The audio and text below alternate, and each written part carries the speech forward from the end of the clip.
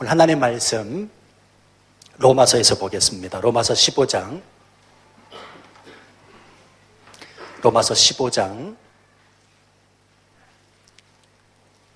22절로 24절 말씀 보겠습니다. 주일날은 로마서를 강의하고 있습니다. 오늘 본문의 말씀 로마서 15장 22절, 23절, 24절을 우리 함께 봉독하도록 하겠습니다. 시작. 그러므로 또한 내가 너희에게 가려 하던 것이 여러 번 막혔더니 이제는 이 지방에 일할 곳이 없고 또 여러 해 전부터 언제든지 서바나로 갈 때에 너희에게 가기를 바라고 있었으니 이는 지나가는 길에 너희를 보고 먼저 너희와 사귐으로 얼마간 기쁨을 가진 후에 너희가 그리로 보내주기를 바람이라. 아멘. 한 번 더 기도하겠습니다. 하나님 아버지, 종이 말씀 들고 섰습니다. 종의 모습은 온전히 감춰주시고 하나님의 영광의 빛으로 충만히 임하는 시간 되게 하옵소서. 말씀이 깨달아지고 말씀을 이해하는 중에 순종하겠노라고 다짐할 수 있는 시간 되어지도록 성령님 이끌어 주옵소서. 예수님 이름으로 기도하옵나이다. 아멘. 우리나라 말에 열정이라고 하는 단어가 있습니다. 이 열정이라고 하는 단어는 영어로 패션이라고 일반적으로 그렇게 불리지요. 원래 이 패션이라는 단어는 라틴어에서 온 말인데요. 아픔 그리고 고통이라고 하는 의미도 함께 포함하고 있다고 합니다. 그래서 예수님의 순환이라는 그 영화의 원 제목을 보면 The Passion of Christ 이렇게 되어 있지 않습니까? 자, 그렇다면 왜 이 고통이라고 하는 단어가 열정으로 바뀌어졌는가? 원래 이 패션이라는 단어는 14세기부터 감정과 욕구를 의미하는 말로 쓰여졌는데요. 이 패션이라고 하는 단어가 프랑스를 거쳐 영어에 편입되면서 일어난 현상이라고 합니다. 자, 아무튼 저는 예수 믿는 사람들, 그리스도인들은 이 열정이라고 하는 단어를 바르게 인식할 필요가 있다라고 생각을 합니다. 왜냐하면 이 열정이라고 하는 말의 원뜻은 아주 중요한 의미를 담고 있기 때문에 그렇습니다. 자, 열정은 헬라 말로 엔도아이즘이라는 말입니다. 이 엔도아이즘이라는 말은 엔데오스라는 말이고요. 이 말은 in Lord, 다시 말하면 주님 안에 있다라고 하는 뜻이 되기 때문에 그렇습니다. 그래서 여러분, 열정은 애쓰고 땀 흘리고 노력하는 모습이 열정이 아니고요. 주님 안에서 행하는 모든 것들이 다 열정이 있는 것입니다. 어제 7월 한 달 내내 치러졌던 우리 교회학교 좋은 만남 1박 2일 프로그램이 유치부 그리고 드림 1, 2반을 끝으로 해서 마쳐지게 됐습니다. 선생님들 얼마나 수고하시고 고생하셨는지 모릅니다. 매주 금요일 토요일마다 아이들과 함께 교회에서 1박을 했고요. 또 어제는 교회학교 최고 막내둥이 이 유치부 아이들과 드림 1, 2반 아이들을 프로그램을 진행하는데 이 아이들은 아시다시피 천방지축이잖아요. 근데 교사들이 졸졸 따라다니시면서 그렇게 아이들을 사랑하고 끌어안는 모습을 보면서 제가 그런 생각을 했습니다. 아, 교사들 모두에게 열정이 있구나. 성도 여러분, 교사들이 열정을 품었다라는 말의 뜻이 무엇입니까? 달리 말하자면 그들이 바로 주님 안에 있었다라는 말이라는 사실입니다. 주님 안에 있었기 때문에 그 일들을 행한 것이고 또한 행할 수 있었던 것이라 저는 그렇게 믿습니다. 그래서 엄밀한 의미에서 말한다면 열심과 열정은 다른 것입니다. 열심은 예수님 안 믿는 사람도 행할 수 있는 애쓰고 땀 흘리는 모습이라면 이 열정만큼은 예수님 믿는 사람만이, 다시 말하면 예수님 안에 있는 사람만이 행할 수 있는 모습이기 때문에 그렇습니다. 그러므로 모든 그리스도인들은 열심이 아니라 열정이 있어야 합니다. 열심히 일하면 지치지만 열정으로 일하면 지치지 않거든요. 왠 줄 아십니까? 열정은 하나님 안에 있는 것이고 하나님 아버지께서 힘주시기 때문에 그래요. 제 개인적인 이야기를 해서 죄송합니다만 수많은 분들이 여기 서 있는 김 목사를 향해서 이렇게 말씀해 주십니다. 목사님은 열정이 있으신 것 같아요. 아, 목사님의 그 열정은 제가 따라가지를 못합니다. 그런가요? 아닌 것 같은 표정으로 그렇게 앉아 계시는 분들도 있습니다. 뭐 어쨌든 간에 저는 이런 이야기를 들을 때마다 기분이 그다지 나쁘진 않습니다. 왜냐하면 바로 그 소리가 무슨 소리라고요? 목사님은 하나님 안에 있는 사람입니다 라고 들리기 때문에 그래요. 그러니까 어떤 의미에선 열정이 없는 그리스도인은 없다라고 말할 수가 있습니다. 이유는 뭐냐? 열정이 없다는 말은 주님 안에 있지 않다는 말이요, 주님 안에 있지 못한 그리스도인은 그리스도인이 아니기 때문에 그렇습니다. 자, 오늘 본문의 말씀 보면 복음의 열정으로 가득 차 있는 사도 바울의 모습을 엿볼 수가 있는데요, 그 복음의 열정이 바울로 하여금 꿈과 비전을 품게 합니다. 그 꿈과 비전은 다른 것이 아니었습니다. 온 세계에 복음을 증거하겠다, 온 세계에 복음을 증거하겠다라고 하는 그 일념을 가지고 복음의 열정으로 뜨거웠던 이 사도 바울의 모습이 느껴집니다. 저는 개인적으로 이 복음의 열정이 있는 분들을 얼마나 귀하게 여기는지 모릅니다. 왜냐하면 그들 마음 안을 살펴보면 꿈과 비전이 타오르기 때문에 그렇습니다. 그래서 여러분, 우리 자녀들에게 다른 것보다도 복음의 열정을 심어주는 것은 굉장히 중요한 의미가 있습니다. 왜냐하면 우리 자녀들에게 복음의 열정을 심어주면 그 마음 안에 꿈과 비전이 싹 트기 시작하기 때문에 그랬습니다. 참고로 말씀드리면, 여러분, 여기 서 있는 김 목사에게 하나님께서 허락하신 꿈과 비전이 뭔 줄 아십니까? 그건 다른 거 아닙니다. 이 땅 치앙마이에 살고 있는 3,500명 예수 믿지 아니하는 한인들을 다 예수 믿게 하는 것입니다. 할렐루야. 아멘을 좀 더 크게 해주셔야 돼요, 이런 이야기를 할 때는요. 이 땅 치앙마이에 살고 있는 3,500여 명의 한인들, 예수 그리스도를 알지 못하는 그들에게 복음을 증거하는 것이 이 김 목사가 막 가지고 있는 꿈과 비전이요, 이 교회에게 하나님이 허락하신 꿈과 비전이라는 사실입니다.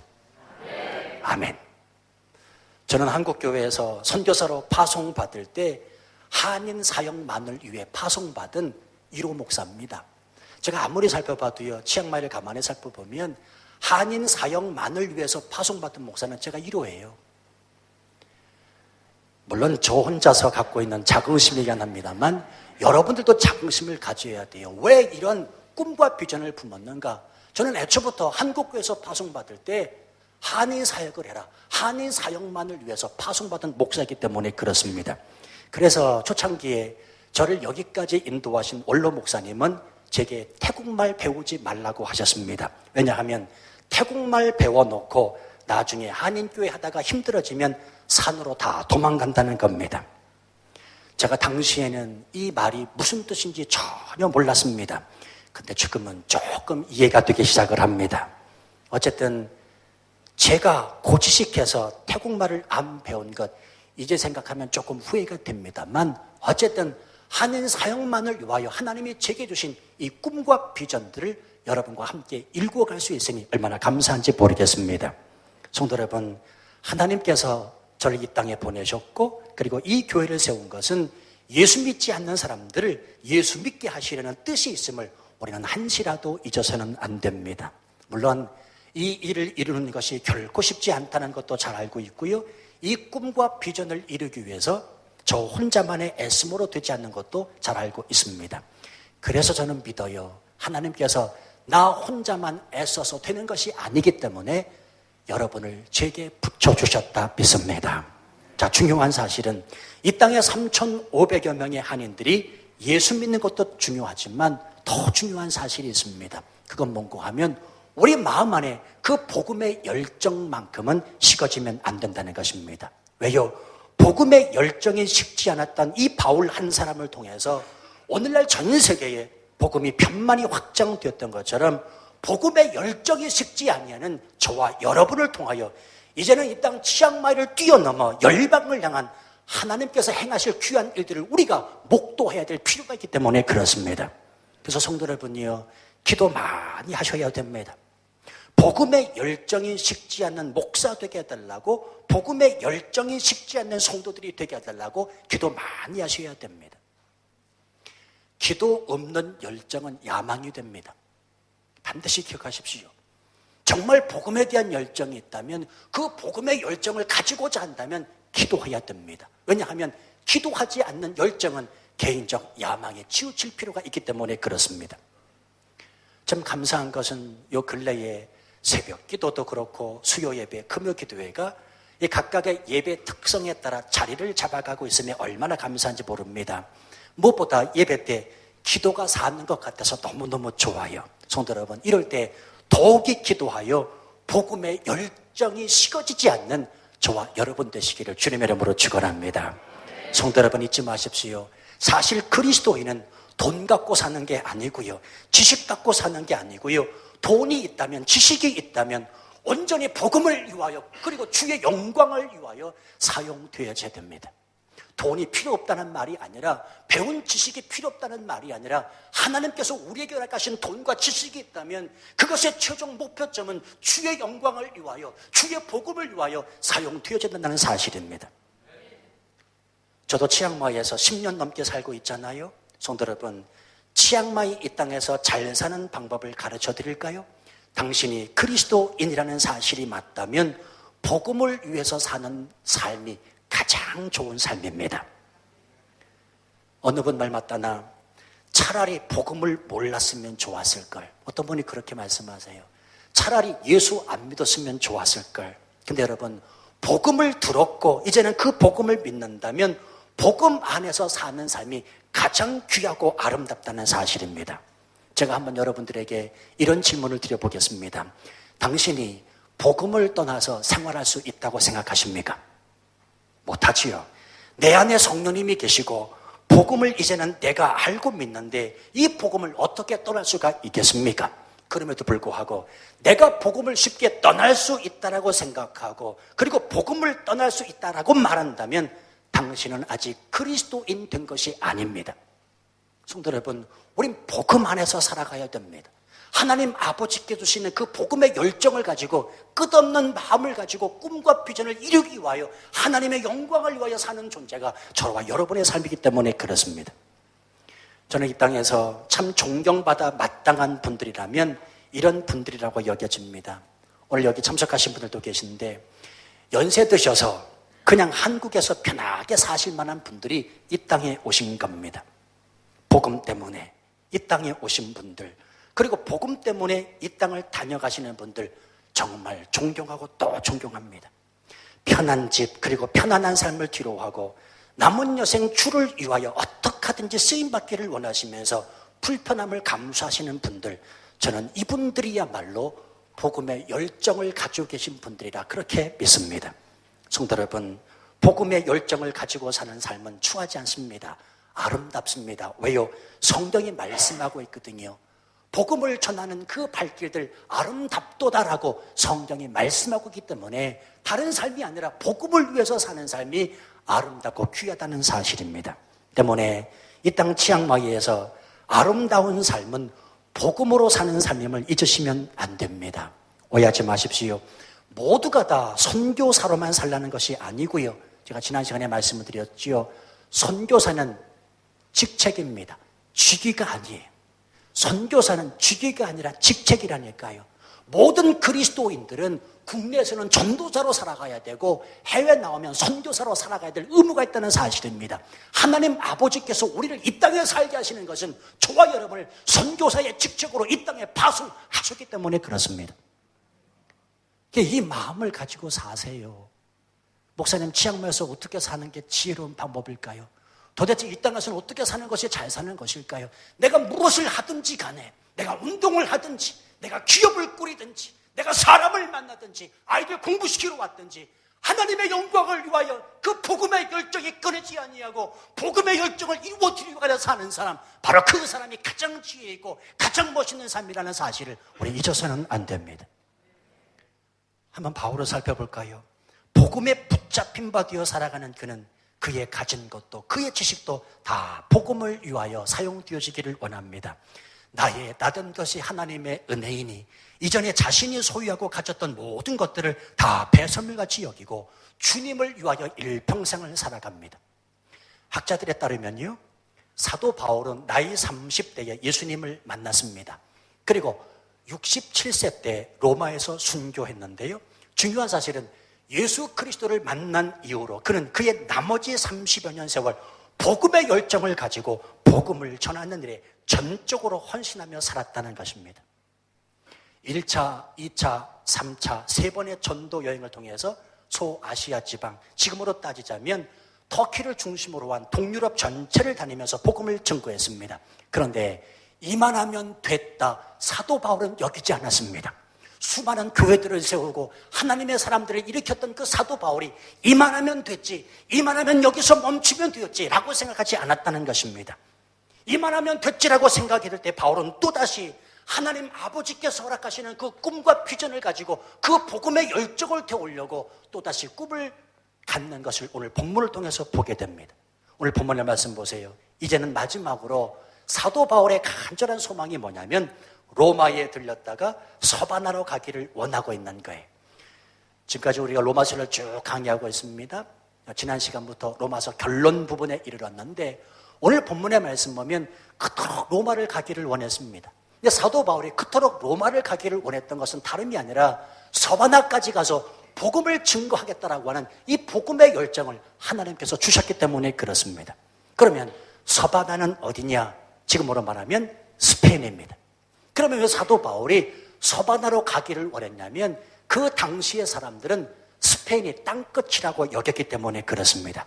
그러니까 사도 바울은 내가 땅끝까지 이르러 복음을 증거하리라, 땅끝까지 이르러 복음을 증거하라고 하는 이 성령님의 명령을 따라서 자기 목숨이 붙어있는 한 당시의 사람들이 땅끝이라고 생각하는 스페인까지 이르러 복음을 전하고자 하는 그 멈출 수 없는 열정을 가지고 있었던 겁니다. 자, 그러면 오늘 이 복음의 열정을 가진 사도 바울이 어떤 마음을 품고 있는지 오늘 본문의 말씀을 통해 한 가지만 살펴보시자고요. 따라하셔 주시면 고맙겠습니다. 철저히 성령님의 인도하심을 따른다.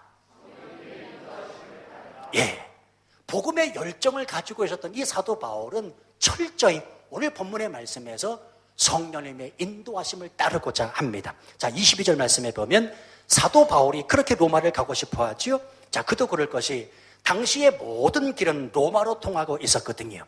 복음을 전 유럽에 아주 효과적으로 전하기 위해서는 반드시 로마를 거쳐야만 했습니다. 자, 예를 들어 드릴게요. 마치 이 치앙마이, 여러분 치앙마이가 그냥 치앙마이가 아닌 거 아시지요? 이 치앙마이가 인도차이나 반도 동서남북 선교하기 위한 중요 선교 허브라는 사실 아십니까? 지금 그거와 같은 이치입니다. 그래서 많은 선교학자들이 또 목사님들이 치앙마이를 주목하고 있고 또 이 땅을 또 방문하는 것과 같은 맥락입니다. 로마라고 하는 것은 아주 중요한 선교적 거점이 되었거든요. 그래서 그 로마를 가고자 애쓰고 있었던 것입니다. 자, 그런데 23절, 24절에 보면 바울이 로마를 그렇게 방문하고자 하는 목적 3가지가 기록되어 있습니다. 첫 번째 보세요. 23절, 이 지방에 일할 곳이 없다라고 말합니다. 자, 여기서 이 지방이란 고린도와 아가야 지방을 가리키는 말인데요. 이 말은 정말로 일할 것이 없다라는 말이 아니고 우리가 지난 시간에 살펴봤습니다만 그리스도의 이름을 부르는 곳에는 복음을 전하지 않겠다, 남의 터 위에 건축하지 않겠다, 그만큼 복음이 편만해졌기 때문에 내가 이제는 이곳을 떠나겠다라는 말입니다. 정말 복음을 전할 그 곳이 없기 때문에 이 말을 하고 있는 게 아니라 이렇게 복음이 편만히 확장됐으니 내가 또다시 복음이 전해지지 않은 곳, 그곳을 찾아 발걸음을 옮기리라 라고 말하고 있는 것입니다. 그 두 번째 23절, 로마를 그토록 가고 싶은 이유는 언제든지 서바나, 즉 스페인으로 갈 수 있는 통로가 되기 때문에 그렇습니다. 다시 말하면 로마를 복음의 교두보로 생각하고 있는 겁니다. 그리고 세 번째 24절 말씀 보면 로마를 그토록 가고 싶은 이유는 성도들과 교제를 나누기 위함이요, 무엇보다 중요한 것은 로마 교회가 나를 스페인으로 파송해주면 좋겠다라고 하는 목적이 있었기 때문에 그렇습니다. 자, 여러분 생각해 보세요. 얼마나 좋은 일인지 모릅니다. 좋은 일이죠. 게다가 사도 바울의 이 계획함을 보면 아주 치밀합니다. 한마디로 말하자면 바울의 계획은 로마에 선교센터를 세워서 좀 더 효과적으로 복음을 전하겠다는 뜻이거든요. 그런데 중요한 사실이 있습니다. 바울은 고집을 피우며 무리하게 감행하고 있지 않다는 사실입니다. 하나님이 길을 열어주실 때까지 기다리고 있습니다. 왜 그렇습니까? 성령님의 인도하심을 철저하게 따르고자 하는 믿음이 바로 그에게 있기 때문에 그렇습니다. 성도 여러분, 열정의 뜻이 주님 안에 있는 것이 정말로 맞다면 그 복음의 열정을 가진 사람은 성령님의 인도하심에 항상 귀를 기울이고 있어야 됩니다. 성도의 최고 전략이 무엇인 줄 아십니까? 내 주장을 완전히 내려놓고 성령님의 인도하심을 전적으로도 따르는 데 있는 것을 믿으셔야 됩니다. 여러분, 아무리 좋은 계획이라 할지라도 내 뜻과 하나님의 뜻은 다릅니다. 다시 말씀드리면 좋은 것은 좋은 것이지 하나님의 뜻이 아닐 수 있다는 말입니다. 지금 보세요. 바울이 가졌던 꿈과 비전 얼마나 좋은 일입니까? 그 꿈과 비전을 이루기 위해서 바울이 얼마나 치밀한 계획을 세우냐는 말이에요. 그러나 이 끓는 복음의 열정을 가지고 있던 바울이 그토록 가고 싶었던 로마를 향해 가지 못하고 있을 때 그의 심정을 한번 헤아려 보시기를 바랍니다. 얼마나 답답했을까요? 그럼에도 불구하고 지금 바울은 기다립니다. 왜 기다립니까? 자기를 부르신 하나님의 뜻에는 변함이 없다는 것을 믿고 있기 때문에 그렇습니다. 성도 여러분이요, 기다림은 소명의 일부입니다. 그래서 그리스도인은 기다림에 익숙해야 됩니다. 하나님이 우리를 부르셨기 때문에 그렇습니다. 자, 그렇다면 왜 하나님께서는 나로 하여금 기다리게 하실까요? 기다리는 중에 내가 하나님의 사람으로 변화되어 가거든요. 기다리는 중에 내가 하나님 아버지 뜻을 알게 되거든요. 그러므로 그리스도인들에게 있어서 기다림은 성숙의 시간이요, 내 인격이 다듬어지는 시간임을 절대로 잊어서는 안 됩니다. 맛있는 밥을 먹기 위해서는 뜸 들이는 시간을 기다려야 되지요. 뭔가를 성취하기 위해서 죄뜨기도 나는 데는 기다리는 시간이 필요합니다. 그래서 신앙의 최고봉은 기다림이라 말할 수가 있습니다. 혹시나 지금 우리 중에 뭔가를 이루려고 기다리는 계시는 분이 계십니까? 어떤 의미에서 인생은 기다림의 연속입니다. 내 자녀 성장하기를 기다려지요. 내 남편, 내 아내 기다려야지요. 교회 건축이 완공되기까지 기다려야 됩니다. 그러나 기억하십시오. 하나님의 시간표는 결코 늦는 법이 없습니다. 잠잠히 참고 기다리면 하나님은 하나님의 뜻을 반드시 이루시게 될 것입니다. 할렐루야. 자, 그런데 또 중요한 사실이 있습니다. 그 기다림의 결과가 마냥 좋기만 한 것이 아니라는 거예요. 자, 여러분, 사도 바울이 로마를 그토록 가고 싶어 했습니다. 그리고 그 로마를 통해 내친 김에 스페인까지 가서 복음을 증거하고자 했습니다. 그런데 바울이 어떻게 해서 로마로 들어가는 줄 아십니까? 우리가 이전에 사도행전에서 살펴봤지만 바울은 죄수의 몸으로 로마에 들어갑니다. 그리고는 그 로마에서 목이 잘려 순교합니다.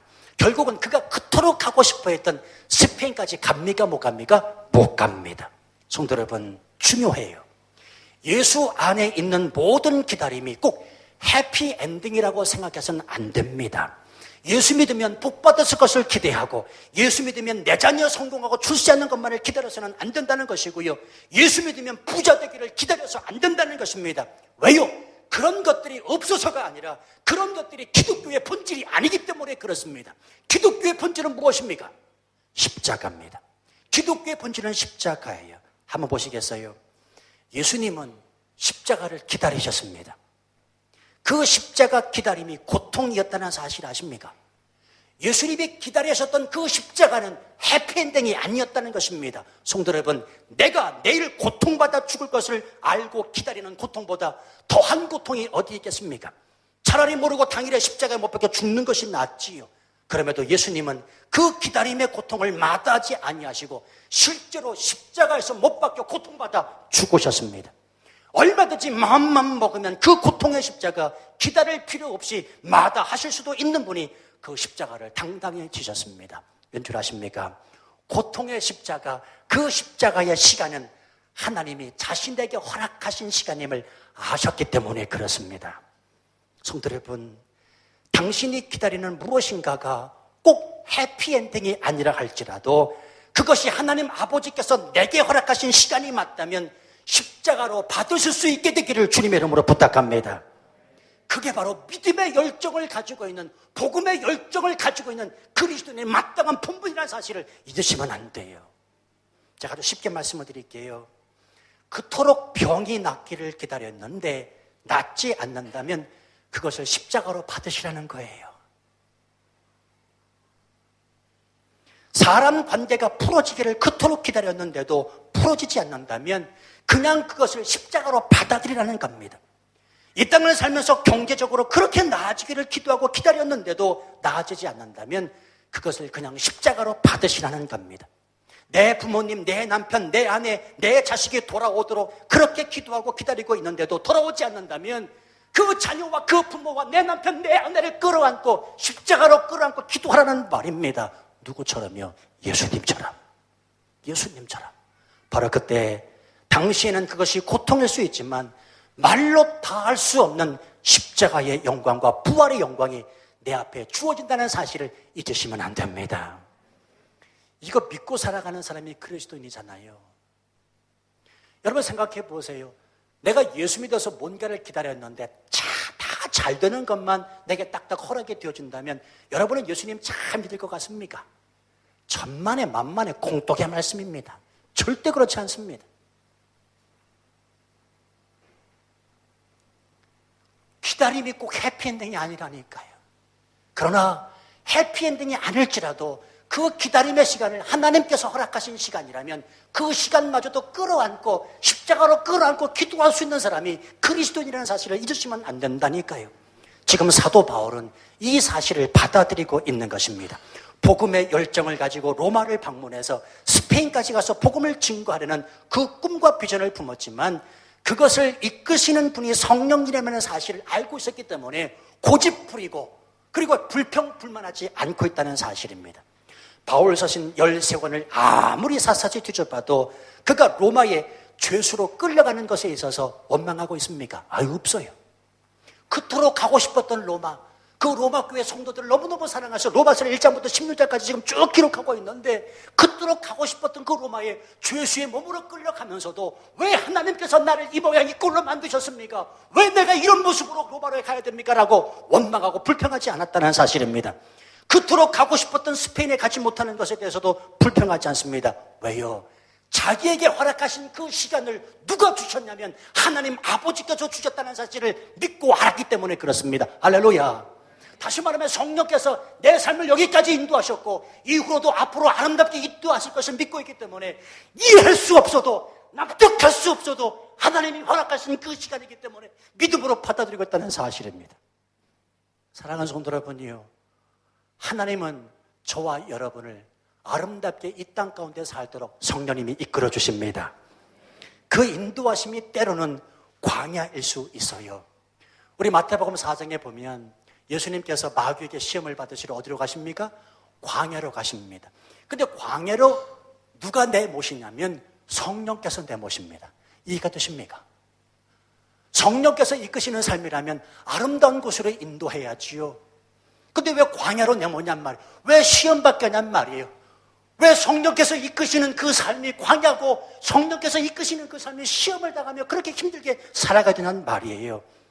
그럼에도 불구하고 우리는 그저 순종해야 될 의무만 있다는 사실 아십니까? 왜요? 그것이 바로 하나님께서 우리에게 허락하신 시간이기 때문에 그렇습니다. 사랑하는 성도 여러분, 중요한 사실이 있습니다. 우리가 주 안에 있음에 대하여 감사해야 됩니다. 주 안에 있는 삶이 비록 만사 형통이 아닐지라도 그저 주 안에 있음이 만사 형통보다 훨씬 나은 일이기 때문에 그렇습니다. 어떤 분이 그러시더라고요. 뭐 이런 얘기를 성경 공부 시간에 하니까 그래요. 그 경지까지 올라가려면 어떡합니까? 신앙에 무슨 경지가 있습니까? 동일하신 하나님이신데 성도 여러분 잊지 마세요. 우리가 믿는 하나님 그냥 시시한 하나님이 아니십니다. 오늘도 우리의 삶을 이끄시기 위하여 그분은 쉼없이 일하시는 분이십니다. 할렐루야. 납득할 수 없어도 이해할 수 없어도 왜 나를 광야로 내모시고 왜 나를 시험 들게 하시는지 이해할 수 없어도 그저 우리의 의무는 그분 앞에 순종하는 일이라는 사실입니다. 잊지 마세요. 만사 형통이 아닐지라도 그저 우리가 주 안에 있음이 만사 형통보다 훨씬 낫다. 한 주간 주 안에 있는 열정, 주 안에 있는 열정으로 살아 하나님 앞에 영광을 올려드리시는 우리 모두가 되시기를 주님의 이름으로 축원합니다.